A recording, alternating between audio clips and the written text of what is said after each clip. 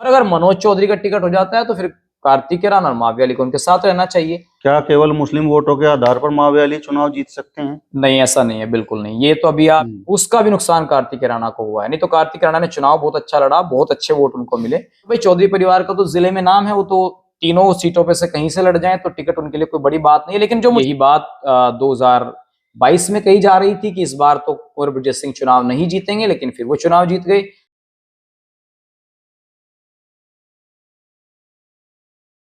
नमस्कार, स्वागत है आप सभी का हिंदुस्तान 24 पर और मैं आप सबके साथ विपिन चौधरी। 2022 के विधानसभा चुनाव में देवबंद विधानसभा पर समाजवादी पार्टी के टिकट को लेकर कार्तिकेय राणा और माविया अली के बीच में खूब खींचतान हुई। अब जिस तरीके से मनोज चौधरी की समाजवादी पार्टी में एंट्री हुई और अब वो भी देवबंद विधानसभा से टिकट मांग रहे हैं, तो ये खींचतान इस बार भी देखने को मिलेगी या मनोज चौधरी की एंट्री के बाद इस खींचतान पर विराम लगेगा? और जो नाम मैंने आपको बताए, उन नामों में से समाजवादी पार्टी के टिकट पर कौन मजबूती से चुनाव लड़ सकता है, किसके पक्ष में समीकरण बन सकते हैं, आज इस बड़े ही महत्वपूर्ण विषय पर बात करेंगे। और बातचीत करने के लिए हमारे साथ वरिष्ठ पत्रकार सचिन चौधरी जी मौजूद हैं। सचिन जी, बहुत बहुत स्वागत है आपका हिंदुस्तान 24 पर। बहुत बहुत धन्यवाद विपिन जी। मीरकपुर में पीडीए की पंचायत होने के बाद आपने बड़ा ही ज्वलंत मुद्दा चुना है। मेरा सवाल आपसे यही है कि जिस तरीके से मनोज चौधरी ने एक बड़ी पंचायत पीडीए की है, तो उनकी दावेदारी में कितना दम है? क्या समाजवादी पार्टी उन पर दांव लगा सकती है? बिल्कुल। देखिए विपिन जी, अभी पूरे जिले की जो 7 विधानसभा सीटें हैं और अगर विपक्ष के उम्मीदवार के तौर पर फिलहाल पिछले 1-1.5 वर्ष से जो हम देख रहे हैं कि जो मेहनत कर रहे हैं दिन रात, तो वो फिलहाल देवबंद पर ऐसा नजर आ रहा है कि मनोज चौधरी अपनी दावेदारी पूरी तरीके से ठोक चुके हैं। चाहे पीडीए की मीरकपुर में पंचायत की बात हो या गांव दर गांव जाने की बात हो, अपनी तैयारी कर रहे हैं। लेकिन थोड़ा सा पीछे चलते हैं विपिन भाई के 2019 का जो लोकसभा चुनाव हुआ था, उसके बाद मनोज चौधरी जब बीजेपी से शिफ्ट होकर समाजवादी पार्टी में आए, तो उन्होंने 2024 का लोकसभा का चुनाव लड़ने की इच्छा जाहिर की थी सहारनपुर से। तो उस वक्त आपने देखा होगा भी कुछ दिन पहले, चुनाव से कुछ दिन पहले 2024 के, अखिलेश यादव सहारनपुर आए थे और सहारनपुर से अखिलेश यादव जी गए थे मनोज चौधरी के आवास पर। तो उसके बाद हमने कुछ नब्ज टटोलने की कोशिश की सहारनपुर की, और खासकर लोकसभा में कि क्या चल रहा है, कि किसको टिकट हो सकता है। तो उस वक्त हमें ये नजर आया कि समाजवादी पार्टी किसी गुर्जर को लड़ाना चाहती है, उसमें चाहे चौधरी परिवार चुनाव लड़ ले चाहे मनोज चौधरी लड़ ले। लेकिन हमने देखा था कि चौधरी परिवार कैराना से ज्यादा फेवरेबल थे वो चुनाव लड़ने के। तो फिर वहां एक मुस्लिम गुर्जर को चुनाव लड़ाना था, तो एक मुस्लिम हो गए और एक हो गए गुर्जर। तो गुर्जरों में मनोज चौधरी का नाम विपिन भाई जो सामने निकल कर आया, जो पार्टी के बड़े नेताओं ने भी मुझे बताया कि अध्यक्ष जी अगर किसी पर विश्वास सहारनपुर में कर रहे हैं तो मनोज चौधरी का नाम फेवरेबल हो सकता है यदि वो चुनाव लड़ते हैं तो अलग अलग। लेकिन गठबंधन हुआ और आपको पता है कि वो सीट कांग्रेस के खेमे में गई, इमरान मसूद चुनाव लड़े। मनोज चौधरी भी चुनाव लड़ते गठबंधन से तो निश्चित तौर पर शायद मनोज चौधरी भी चुनाव जीत जाते। लेकिन अब आपने कहा कि भाई देवबंद में क्या प्रबल दावेदारी हो रही है? भाई जैसा माहौल मनोज जी बना रहे हैं, डेली देख रहे हैं हम भी, उस हिसाब से तो लग रहा है कि वो चुनाव की पूरी ताल ठोक चुके हैं। मीरकपुर में उन्होंने तमाम बातें कही, जो वहां मौजूदा मंत्री हैं उन पर जमकर निशाना साधा। इसके अलावा क्षेत्र में वो घूम रहे हैं। और थोड़ा सा इतिहास देख लेते हैं विपिन भाई के आज तक जो है देवबंद में क्या क्या समीकरण रहे हैं। देखिए 2022 का जो चुनाव हुआ था और उससे पहले जो पहला चुनाव हुआ था 1952 में, टोटल 19 इलेक्शंस हुए हैं और इन 19 इलेक्शंस में से 11 एमएलए जो हैं, 11 चुनाव जो हैं वो राजपूत समाज के कैंडिडेट्स ने जीते हैं। चाहे ठाकुर फूल सिंह की बात हो, ठाकुर यशपाल सिंह हो, ठाकुर वीरेंद्र सिंह, ठाकुर महावीर सिंह, तो शशिबाला पुंडीर जी, और फिर अब कुंवर ब्रजेश सिंह 2 चुनाव लगातार जीत रहे हैं। तो वैसे तो बहुलता के आधार पर जैसे हम गंगोर नकुड़ को बोलते हैं भाई गुर्जर बहुल सीट है, तो ऐसे हम वहां पे बोल सकते हैं कि जो इतिहास बता रहा है वो ठाकुर बहुलता का बता रहा है। 2 इलेक्शन यहाँ पर विपिन जी मुसलमान जीते हैं 1977 में और मोहम्मद उस्मान, और 2016 में माविया अली। तो 2 मुसलमान यहाँ जीते हैं 19 इलेक्शंस में से, यानी कि 17 इलेक्शंस पर यहाँ पर हिंदू कैंडिडेट जीते हैं। तो मैं कह सकता हूं कि अगर मनोज चौधरी चुनाव लड़ते हैं तो ठीक है, वो भी अच्छे उम्मीदवार हैं। भाई कार्तिकेय राणा चुनाव लड़ चुके हैं, माविया अली उससे पहले 2017 का चुनाव लड़ चुके हैं, माविया अली विधायक भी रह चुके हैं, राजेंद्र सिंह राणा कार्तिकेय राणा के जो फादर हैं वो मंत्री रह चुके हैं 2-2 बार, एमएलए रह चुके हैं। मीना राणा जो है उनकी वाइफ है राजेंद्र सिंह राणा जी की, वो चुनाव लड़ चुकी हैं। वो चुनाव उपचुनाव नहीं जीती थी। तो मनोज चौधरी ट्राई कर रहे हैं, फेवरेबल कैंडिडेट हैं, अच्छे कैंडिडेट हैं। अगर चुनाव लड़ाते हैं पार्टी उनको मजबूत रहेंगे, क्योंकि पहले चुनाव लड़ चुके हैं, जीत भी चुके हैं बसपा में। मेरा सवाल आपसे ये है कि गंगो विधानसभा से चौधरी इंद्रसेन तैयारी में है, वो भी गुर्जर हैं, और देवबंद से मनोज चौधरी तैयारी में है, वो भी गुर्जर हैं। बिल्कुल। तो क्या पार्टी जनपद सहारनपुर में दो गुर्जरों पर दांव लगा सकती है, या इस बात को लेकर कुछ पेंच फंस सकता है? नहीं, मुझे नहीं लगता कोई पेंच फंसने की बात है। आप देख रहे हैं सहारनपुर में सत्ता दल जो दो गुर्जरों को चुनाव लड़वा सकते हैं, मौजूदा सांसद जहां आप यहाँ पर गुर्जर थे तो तब भी दो चुनाव लड़े, ऐसा तो नहीं है भाई। गंगोर नकुड़ पे दोनों पर आप देखेंगे तो गुर्जर विधायक हैं। उससे पहले 2024 से पहले यहाँ पर सांसद भी गुर्जर ही थे कैराना लोकसभा में, और मृगांका सिंह को आप देखेंगे लोकसभा में चुनाव लड़वाया विधानसभा का 22 का। तो समाजवादी पार्टी तो आजकल पीडीए पंचायत कर दिया, वो तो गुर्जर चौपाल थी, तो आजकल गुर्जरों की बात कर रही हैं। प्रमेंद्र भाटी जी को उन्होंने स्नातक का जो एमएलसी का चुनाव आ रहा है उसके लिए उन्होंने नामित कर दिया। और आप देखेंगे एक राजपूत है समीर तोमर जी, उनको जो शिक्षक के लिए मनोनीत कर दिया। तो समाजवादी पार्टी बड़े मैं कह सकता हूं कि एक सिस्टम से चल रही है, जातिगत समीकरण को साधने के आधार पर। तो सहारनपुर तो भैया पहले से ही गुर्जरों का जिला बताया जा रहा है, राजनीतिक दृष्टि से देखा जाता है। तो अगर दो गुर्जर चुनाव लड़ते हैं, दोनों मजबूत गुर्जर हैं, दोनों मजबूत परिवार हैं, तो समाजवादी पार्टी के लिए मुझे नहीं लगता कि दोनों में से कोई भी हल्का उम्मीदवार है। चौधरी इंद्रसेन जी बहुत अच्छे फेवरेबल उम्मीदवार रहेंगे गंगो से, पहले भी चुनाव लड़े हैं, राजनीति में बड़ा कद है उनका। मनोज चौधरी भी चुनाव लड़ेंगे तो बहुत अच्छे कैंडिडेट रहेंगे, कोई दिक्कत नहीं। और लड़ाने भी चाहिए समाजवादी पार्टी को, जब वो गुर्जरों की बात कर रहे हैं। ठीक है, आज पीडीए चौपाल नाम हो गया, तो कल तो गुर्जर चौपाल ही था ना सरकार के आदेश से पहले, तो फेवरेबल रहेंगे, कोई दिक्कत नहीं है। जिस तरीके से गुर्जर समाज की भाजपा को लेकर नाराजगी है, तो क्या इसका लाभ मनोज चौधरी को मिल सकता है, और अखिलेश यादव गुर्जर समाज को लुभाने के लिए यहाँ जनपद सहारनपुर में चौधरी इंद्रसेन और मनोज चौधरी दोनों को टिकट दे सकते हैं? देखिए, मेरे हिसाब से तो चौधरी परिवार से तो अखिलेश जी का क्या रिश्ता है वो तो सब जानते हैं कि कितना करीबी रिश्ता है। और रुद्रसेन जी को तो राष्ट्रीय महासचिव बनाया, और कितना सम्मान अखिलेश जी ने उनको दिया, तो ये तो किसी से छिपी बात नहीं है। और यहाँ देवबंद की आप जैसा बात कर रहे हैं कि गुर्जरों की बात जो आप कह रहे हैं कि भाई समाजवादी पार्टी गुर्जरों की बात कर रही है, तो चुनाव समीकरण पर लड़े जाते हैं विपिन जी। और समीकरण किसके पक्ष में है देवबंद में, ये देखिए, लगभग 1,10,000 से 15,000 वहां मुसलमान हैं, 30,000 के आसपास वहां गुर्जर हैं, और 30,000 के आसपास 25 से 30,000 आप त्यागी और ब्राह्मणों को ले लीजिए। तो फिलहाल राघव लखनपाल शर्मा के साथ लोकसभा चुनाव में जो कुछ हुआ, उससे कहीं ना कहीं त्यागी ब्राह्मण समाज में एक नाराजगी है, क्योंकि ये नाराजगी राहुल लखनपाल शर्मा सहारनपुर के कार्यक्रम में जगजाहिर हो चुका है। आपने देखा होगा, ब्राह्मण सम्मेलन हुआ था। इसके अलावा राघव लखनपाल शर्मा ने चुनाव हारने के बाद सीधा आरोप सहारनपुर के विधायक और मंत्री पर लगाया कि चुनाव में इन लोगों ने क्या भूमिका निभाई, वो सबको पता है। तो आज जो ब्राह्मण और जो भूमिहार, जो त्यागी वर्ग है, उसके सामने बड़ा संकट है कि वो बीजेपी की राष्ट्रवाद की विचारधारा पर देवबंद में चलेगा, या अपने नेता को संजीवनी देने के दम पर चलेगा, जिस राघव लखनपाल शर्मा को सहारनपुर का ब्राह्मण अपना आदर्श मानता है। तो एक तरफ तो समाज का आदर्श सम्मान दांव पर लगा है, और एक तरफ राष्ट्रवाद की विचारधारा जो देवबंद में है। तो मुझे ये लग रहा है कि इस बार त्यागी ब्राह्मण समाज थोड़ा सा बीजेपी से मैं नहीं कहूंगा, जो क्षेत्रीय वहां के जो विधायक हैं, मंत्री हैं, उनसे कुछ नाराजगियां जरूर हैं लोगों की। और ये जो मैंने राघव लखनपाल जी का जिक्र किया, तो ये फेवरेबल मनोज चौधरी के पक्ष में रहने वाला है। मुस्लिम पीडीए जो है उसके साथ रहेगा। अब मुस्लिम यादव से हटकर इंडिया गठबंधन लोकसभा के बाद अब पीडीए आ रहा है, उत्तर प्रदेश में पीडीए चल रहा है, तो मैं कह सकता हूं कि मुस्लिम पीडीए के साथ जाएगा। इसके अलावा मनोज वहां पहले चौधरी जी जो है वो एमएलए रह चुके हैं, उनके गांव में टीमें हैं, तो वो मजबूती से वहां चुनाव लड़ते हैं, तो गुर्जर होने के नाते वो लाभ भी उनको मिलेगा। तो 3-4 जातियां यदि आपके साथ लगती हैं। इसके अलावा बसपा में मैं आपको एक और बता दूं विपिन भाई, कि जब मनोज चौधरी जी बसपा में एमएलए थे सरकार में, तो उस दौरान उन्होंने बहुत से दलित वर्ग को अपने साथ जोड़ने का काम किया, जिसका लाभ मनोज चौधरी को इस चुनाव में मिलने वाला है। और साथ यदि वो चुनाव लड़ते हैं, उनका टिकट होता है, तो दूसरा वहां पर आजाद समाज पार्टी का कोई खास वहां विकल्प अभी है नहीं। ठीक है, चुनाव लड़ते हैं तो अलग बात है। बसपा की फेवरेबल वैसे वो सीट है, मैं ये कह सकता हूं।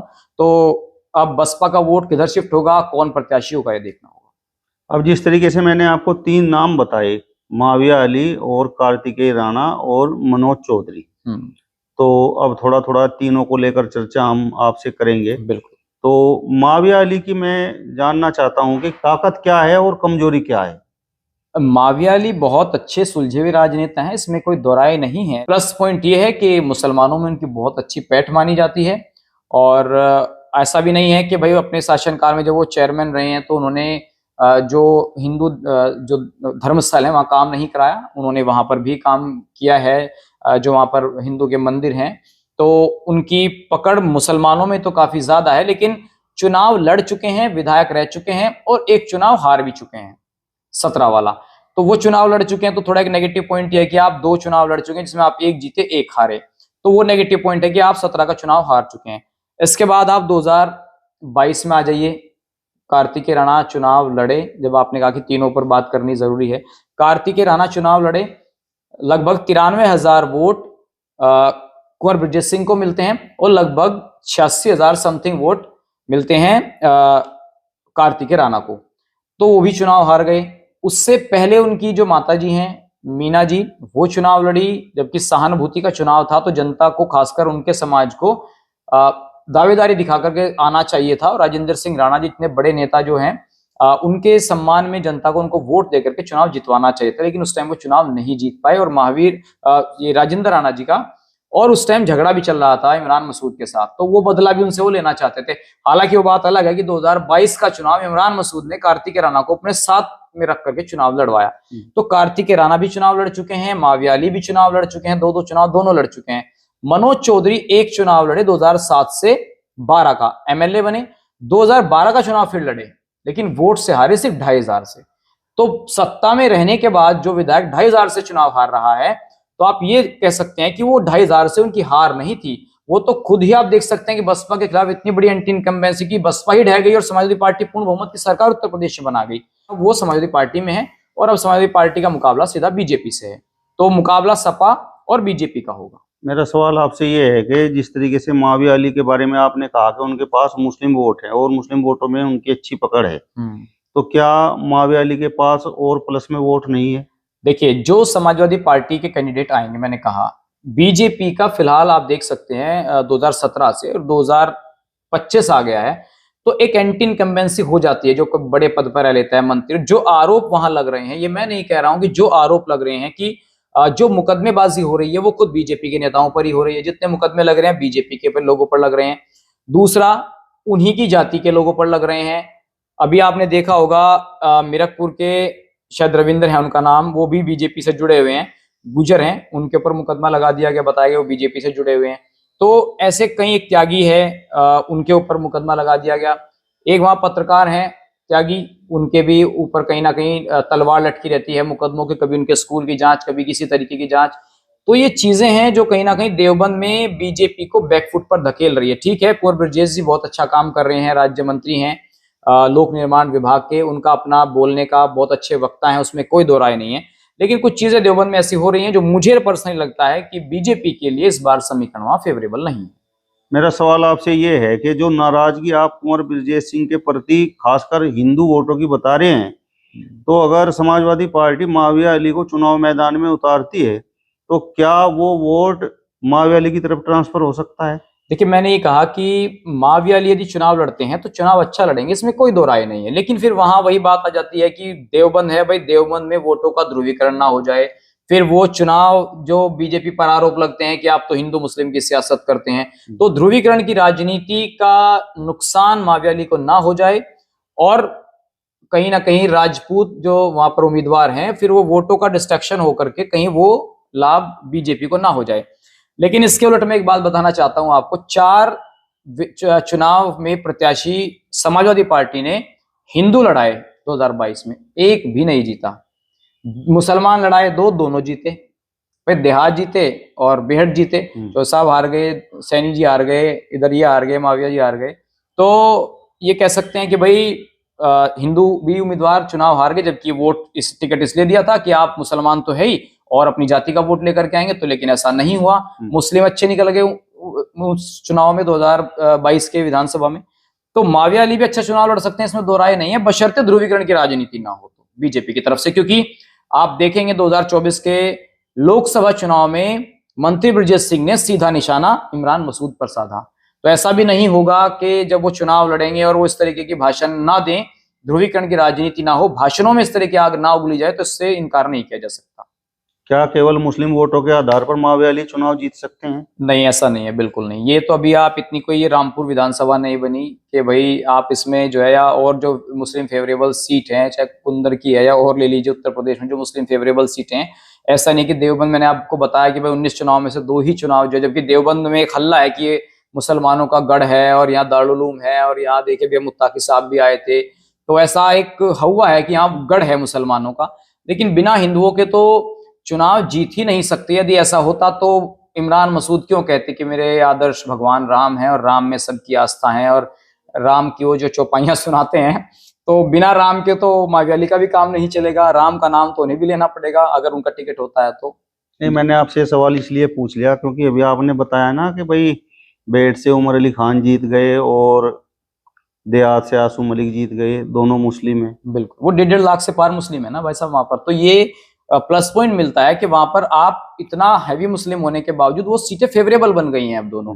अब देखेंगे फ्यूचर में बीजेपी क्या उनका परिसीमन करेगी, किस हिसाब से परिसीमन होगा, वो तो फ्यूचर में, जैसा बोल रहे हैं कि भाई लोकसभा चुनाव से पहले परिसीमन हो सकता है विधानसभा सीटों का, तो 2 सीटें भी समाजवादी पार्टी के पास हैं, एक MLC है यहाँ पर, तो मैं तो ये कह सकता हूँ कि बिना राम के नाम के तो माविया अली का भी काम नहीं चलेगा।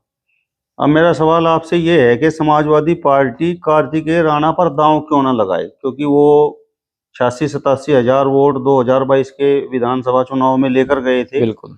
और खासकर जो उनकी बिरादरी है राजपूत, वो भी वहां पर है, और गुर्जर समाज के वोटों में भी उनका ठीक ठाक बिल्कुल सिस्टम है, और सभी बिरादरियों में उनका ठीक ठाक सिस्टम है, तो कार्तिकेय राणा पर दांव क्यों नहीं लगाया जा सकता? कार्तिकेय राणा का परिवार का इतिहास बहुत बड़ा है देवबंद के अंदर, उसे कोई झुटला नहीं सकता। ठीक है, आज मंत्री हैं, आपका बड़ा नाम है, आपका बड़ा रुतबा है, ये अलग बात है, लेकिन जो रुतबा देवबंद के अंदर राजेंद्र सिंह राणा ने पैदा करने का काम किया, शायद ही कोई राजनेता वहां कर सकता हो। इस दौर की राजनीति में जो लेटेस्ट हुई है पिछले 1 दशक की राजनीति में, राजेंद्र सिंह राणा ने 2002 में, सबको पता है कि बसपा की सरकार आ रही थी और आ भी गई थी, बहन जी ने शपथ भी ले ली थी, लेकिन उसके अंदर 40 विधायकों को तोड़कर समाजवादी पार्टी में मुलायम सिंह को मुख्यमंत्री बनाने वाला यदि उत्तर प्रदेश में शख्स था तो वो राजेंद्र सिंह राणा थे। विपिन जी, इतनी बड़ी उत्तर प्रदेश की सियासत को हिलाने वाला एकमात्र वो राजनेता वो राजेंद्र सिंह राणा थे। वो नाम राजेंद्र सिंह राणा है जिसको आज भी वहां के लोग अपना आदर्श मानते हैं। लेकिन समय की कुछ ऐसी चाल होती है कि कई बार राजनीति अप्स एंड डाउन हो जाते हैं, तो राजेंद्र सिंह राणा जी के वहां फॉलोअर्स हैं, उनके लोग हैं, उनकी बहुत मजबूत टीम है वहां, उनके लोग काम किया है। अब आपने कहा कि भाई कार्तिकेय राणा चुनाव क्यों नहीं जीत पाए, ये बड़ा महत्वपूर्ण सवाल है। कार्तिकेय राणा के साथ उस हिसाब से जो 30,000 वहां राजपूत समाज के वोटर हैं, वो उस हिसाब से जुड़ नहीं पाए। क्यों नहीं जुड़ पाए, इसका सबसे बड़ा कारण ये था कि मुख्यमंत्री जी खुद राजपूत समाज से आते हैं, और महाराणा प्रताप जी की मूर्ति पर वो आए जब, तो वहां पर आकर के उन्होंने राजपूतों के साथ जो मीटिंग की, और उसमें ये कहा कि भाई राजपूत साइकिल पर नहीं घोड़े पर अच्छा लगता है। तो वो एक माइंड सेट हो गया राजपूतों का कि नहीं भाई, हमारा मुख्यमंत्री है और सरकार बीजेपी की ही बननी चाहिए। और आपने देखा भी होगा, राजनाथ सिंह, कल्याण सिंह, इनके टाइम से राजपूत बीजेपी का ही वोटर माना जाता है, तो वो वहां पर सेट हो गया। तो कार्तिकेय राणा जो है वो थोड़ा हो सकता है कि अति विश्वास में आ गए हो कि नहीं, अब तो सरकार भी समाजवादी की आ रही है, राजपूत मेरे साथ है। लेकिन वो जो मीटिंग्स हुई हैं बड़गांव में, और खासकर जो गांव है भायला में, वो जो मीटिंग्स हुई मुख्यमंत्री के साथ, राजपूत समाज के बड़े नेताओं के साथ, वो कहीं ना कहीं कार्तिकेय राणा को ले बैठी। और दूसरा, जो माविया अली चुनाव नहीं लड़ पाए ना, वो जो टिकट नहीं हुआ उनका, वो भी कहीं ना कहीं वो जो फ्लक्चुएशन हुआ है वोटों का, उसका भी नुकसान कार्तिकेय राणा को हुआ है। नहीं तो कार्तिकेय राणा ने चुनाव बहुत अच्छा लड़ा, बहुत अच्छे वोट उनको मिले। तो ये मुझे लगता है कि चुनाव वो 2 उनकी फैमिली लड़ चुकी है, तो अब अखिलेश जी निर्णय करेंगे भाई किसको चुनाव लड़वाना है। अब मैं फिर आपसे सवाल पूछूंगा, और सवाल ये है कि क्या योगी आदित्यनाथ को छोड़कर राजपूत समाज कार्तिकेय राणा के साथ लग सकता है? देखिए, इस बार ऐसा प्रतीत हो रहा है कि चाहे कार्तिकेय राणा लड़े, चाहे मनोज चौधरी लड़े, दोनों में से कोई भी चुनाव लड़ता है तो निश्चित तौर पर राजपूत समाज के ऊपर, जैसा कि मैंने अभी बताया कि जो मुकदमेबाजी हो रही है उसमें राजपूत समाज के भी लोग हैं, ऐसा नहीं है। महेशपुर, सिमलाना, ये जो बेल्ट है भायला, इधर ये भी लोग कई बार हमें शिकायत करते हैं कि भाई साहब देखिए यहाँ पर जो है इस तरीके की घटनाएं हो रही हैं। तो ऐसा अनुमान है कि पिछली बार से ज्यादा इस बार समाजवादी पार्टी को वोट मिलने की उम्मीद है राजपूत समाज की। अब वो चाहे कार्तिकेय राणा को मिले, चाहे मनोज चौधरी को मिले, चाहे वो मायावती को मिले, लेकिन वोटों में मैं आपको लिख के दे सकता हूं कि 2000 से जो बता रहे हैं कि भाई कार्तिकेय राणा को कम वोट मिला, उससे 2000 ज्यादा वोट इस बार समाजवादी पार्टी कैंडिडेट को मिलेगा राजपूतों का, और त्यागियों का बहुतायत में मिलेगा। अब मनोज चौधरी की क्या ताकत है और क्या कमजोरी है? मैंने बताया ना कि भाई देखिए 1,10,000 मुसलमान हो गए, 30-35 हजार वहां पर त्यागी और ब्राह्मण हो गए, 30-35 हजार के आसपास गुजर हो गए। अब आप ये पूछेंगे भाई गुजर तो पिछली बार चुनाव लड़े थे बसपा से राजेंद्र सिंह, तो उनको क्यों चुनाव नहीं जितवा पाए? वो तो बसपा से लड़े थे 2007 का चुनाव, मनोज चौधरी बसपा से जीत भी चुके हैं। राजेंद्र चौधरी को तो चुनाव जीत जाना चाहिए था। राजेंद्र चौधरी के पास ना तो टीम थी और पैसे के बल पर टिकट लेके आए, क्षेत्र में वो उनका इतना आना जाना नहीं था। वो एक मैसेज कन्वे हो गया कि भाई ये पैसे के दम पर बहन जी से टिकट लेकर आए हैं। तो गुजरों का वोट भी जो है विपिन जी, वो कहीं ना कहीं बीजेपी और सपा में बंटने का काम हुआ। इस वजह से भी कार्तिकेय राणा को नुकसान हुआ, और ये इस बार ऐसा नहीं होगा। यदि मनोज चौधरी चुनाव लड़ते हैं तो ये सब उनके जो मैंने एक 80 के आसपास आपको वोट गिनवाए हैं, एक 60-70 के, ये मनोज चौधरी की सबसे बड़ी ताकत है। अब मेरा सवाल आपसे ये है कि अगर समाजवादी पार्टी माविया अली पर दांव नहीं लगाती है तो क्या आपको लगता है कि माविया अली चुनाव लड़े बिना रह जाएंगे? देखिए अब खबरें ये हैं कि माविया अली चाहते हैं कि वो चुनाव लड़े, लेकिन कुछ ऐसी ताकतें हैं जो चाहते हैं कि माविया अली बसपा से चुनाव लड़ जाएं, और बसपा से जब माविया अली चुनाव लड़ेंगे, क्योंकि मजबूत चेहरा है, जैसे सहारनपुर के लिए इमरान मसूद बड़ा चेहरा है, ऐसे ही देवबंद के अंदर माविया अली बड़ा चेहरा है, उसे आप इग्नोर नहीं कर सकते हैं। तो अब कुछ ताकतें हैं जो चाह रही हैं कि माविया अली चुनाव लड़ें, लेकिन माविया अली को भी ये बात पता है कि टक्कर समाजवादी पार्टी और बीजेपी के बीच है। मायावती के पास जाना उनका बहुत जोखिम भरा कदम होगा। आजाद समाज पार्टी का वजूद है नहीं। उत्तर प्रदेश में यदि बीजेपी को कंपीट करेगा तो समाजवादी पार्टी कंपीट करेगी, और यदि समाजवादी पार्टी सत्ता में आती है तो फिर भी मायावती अली जो है एक मजबूत राजनीतिक हैसियत रखेंगे। लेकिन अगर वो विपक्ष में चले जाते हैं, निर्दलीय भी चुनाव लड़ लेंगे, तो क्या हो जाएगा? जीतेंगे तो नहीं, लेकिन समाजवादी पार्टी को जरूर डेंट कर देंगे। तो अखिलेश जी, मुझे लगता है कि इस बार अगर टिकट नहीं होता है तो उन्हें पता है कि पिछले चुनाव में क्या गड़बड़ियां हुई हैं, तो अखिलेश जी को मुख्यमंत्री बनाने के लिए समाजवादी पार्टी के सब लोग लगे हुए हैं। तो हो सकता है कि मनोज चौधरी के साथ उनका कोई तालमेल हो जाए। कार्तिकेय राणा से उनकी इतनी बनती नहीं है, मैं आपको खुल के बता रहा हूं, लेकिन मनोज चौधरी के साथ अगर तालमेल हो गया तो मायावती अली शांत भी बैठ सकते हैं। हो सकता है भाई जैसे नगर पंचायत का चुनाव लड़ा, तो वो तो चुनाव लड़वाया था ना उनको, तो आगे भी हो सकता है टिकट उनका दे दूं, चुनाव लड़ लें।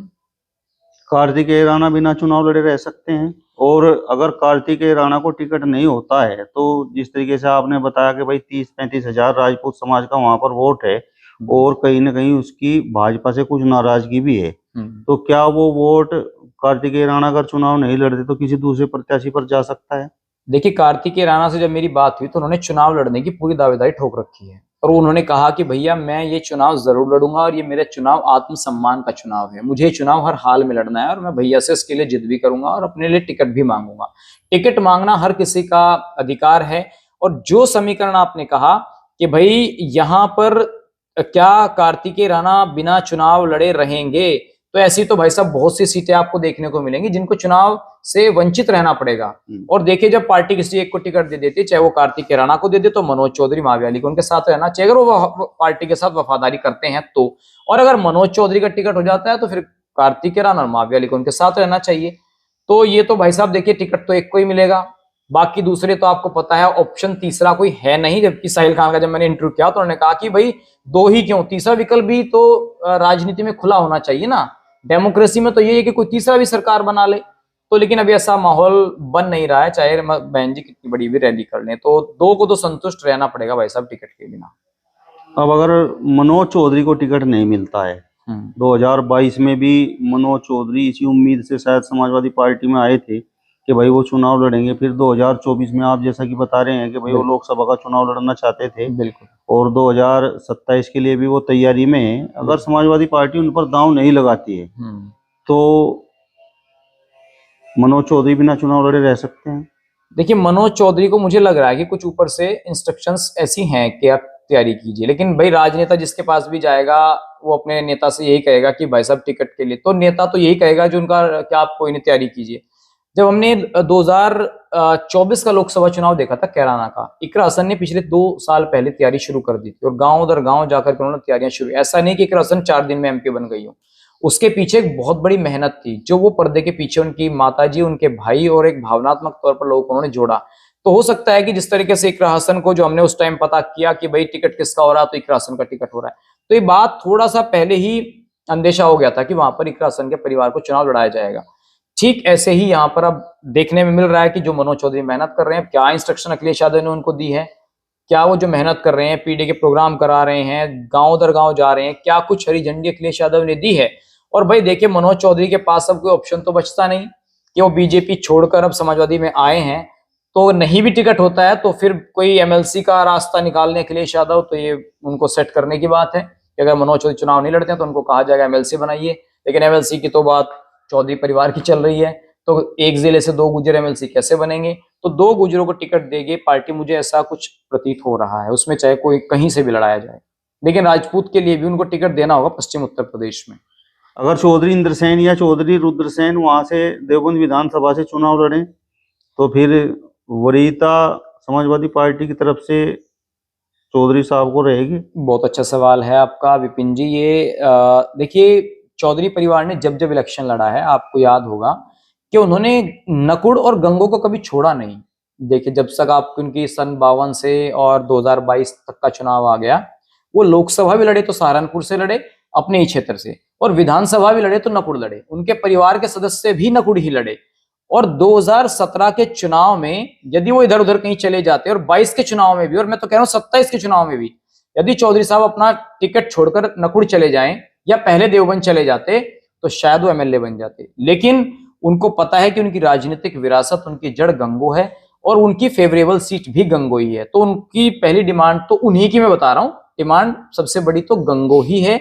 उसके बाद यदि कुछ चीजें गठबंधन में होती हैं कांग्रेस और सपा के, तो दूसरी फेवरेबल सीट उनकी नकुड़ है, और तीसरे नंबर पर फिर वो देवबंद के लिए आएंगे यदि ऐसा कुछ होता है। तो मुझे लगता है कि मनोज चौधरी भी बहुत दमदार उम्मीदवार हैं, वो वहां से एमएलए रह चुके हैं, उनकी टीम है, और भाई चौधरी परिवार का तो जिले में नाम है, वो तो तीनों सीटों पे से कहीं से लड़ जाएं तो टिकट उनके लिए कोई बड़ी बात नहीं है। लेकिन जो मुझे लगता है कि नकुड़ और गंगो उनके लिए ज्यादा फेवरेबल है। अब सवाल ये है कि क्या कुंवर ब्रजेश सिंह को देवबंद विधानसभा पर हराया जा सकता है? देखिए, निश्चित तौर पर इसमें तो कोई बड़ी बात नहीं, चुनाव तो कोई भी जीत सकता है, कोई भी हार सकता है, क्योंकि यही बात 2022 में कही जा रही थी कि इस बार तो कुंवर ब्रजेश सिंह चुनाव नहीं जीतेंगे, लेकिन फिर वो चुनाव जीत गए। तो 2027 का चुनाव आ रहा है, ऐसा तो मैं नहीं कहूंगा कि वो हार जाएंगे या वो जीत ही जाएंगे। चुनाव में 10 साल मंत्री रहने के बाद, विधायक रहने के बाद, कहीं ना कहीं कुछ चीजें एंटी इनकम्बेंसी की आ जाती हैं, तो हारना या जीतना तो देखिए जनता और समीकरण के आधार पर होगा विपिन जी। और कुंवर ब्रजेश सिंह का काम जो है वो जनता देख रही है, पसंद आएगा तो उनको वोट देंगे, नहीं तो फिर समाजवादी पार्टी विकल्प है उनके लिए। चलिए, तो वरिष्ठ पत्रकार सचिन चौधरी जी को आपने सुना। फिलहाल इस वीडियो में बस इतना ही। अगली वीडियो में फिर आपसे मुलाकात होगी, तब तक बने रहिए हिंदुस्तान 24 के साथ। नमस्कार।